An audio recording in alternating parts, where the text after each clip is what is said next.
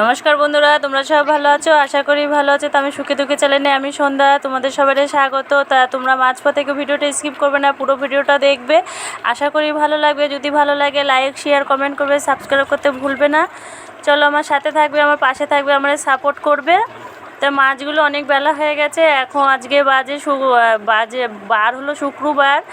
তা অনেক বেলাই হয়ে গেছে, প্রায় 1:30টা বাজে। ওর বাবা মাছ নিয়ে আসলো, তা মাছগুলো কাটতে বসে গেছি, নাহলে অনেক দেরি হয়ে যাবে। তো মাছগুলো কাটতে গিয়ে দেরি হয়ে যাচ্ছে, অনেক কটা 4-5টা মাছ, তা কাটতে সময় লাগছে।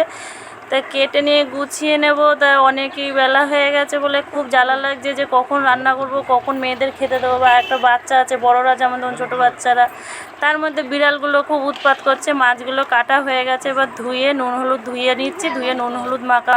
মাছ কেটে ধুয়ে নিয়েছি, মাছে এবার নুন হলুদ দিয়ে নেব।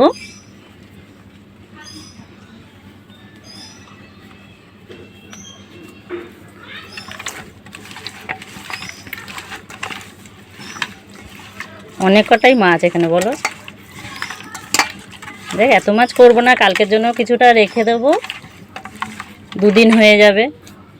মাছগুলো নুন হলুদ মেখে নিয়ে উনুনটাও ধরিয়ে দিয়েছি। তো একদিকে ভাত আর একদিকে কড়াই চাপিয়ে দিয়েছি। তো উনুনটা এখনও ভালো জ্বলেনি। তা আলু কেটে নিয়েছি মাছের জন্য আলু কেটেছি।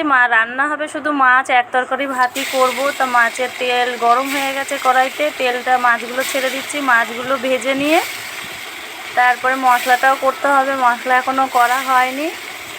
তা তোমরা যে যেখানেই থাকো ভালো থাকো, সুস্থ থাকো।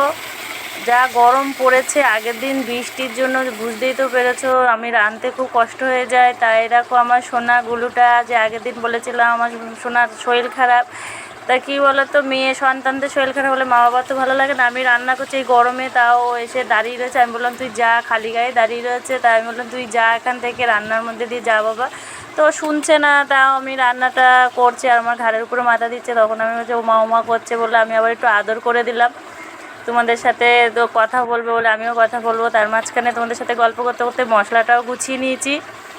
তা মশলাটা গুছিয়ে নিয়ে মাছগুলো ভাজছিলাম। মাছগুলো প্রায় ভাজা হয়ে গেছে, মাছগুলো কমপ্লিট হয়ে গেছে। তা প্রায় সব অল্প কটা রেখে দিয়ে মাছ ভেজেছি, আর মাছগুলো রেখেছি। তা মাছগুলো ভেজে কড়াইতে আলু দিয়ে দিয়েছি, ভাজা করছি। আলুগুলো ভেজে নিয়ে কমপ্লিট করে তারপরে একটু লাল লাল করে ভাজা হয়ে গেলে পরে মশলাটা দিয়ে দেবো। আলু ভাজা হয়ে গেছে, মশলাটা গুছিয়ে রেখেছিলাম, সেই মশলাটা দিয়ে একটু জল দিয়ে দিচ্ছি, নাহলে কি বলো তো একটু পোড়া পোড়া লেগে যায় বলে আমি মশলা যখনই দিই, যেই তরকারি রান্না করি মশলাটার সাথে একটু জল দিয়ে দিই, তাহলে কষালে পরে কী বলো তো ভালো লাগে, তরকারিটার কালারটাও আসে।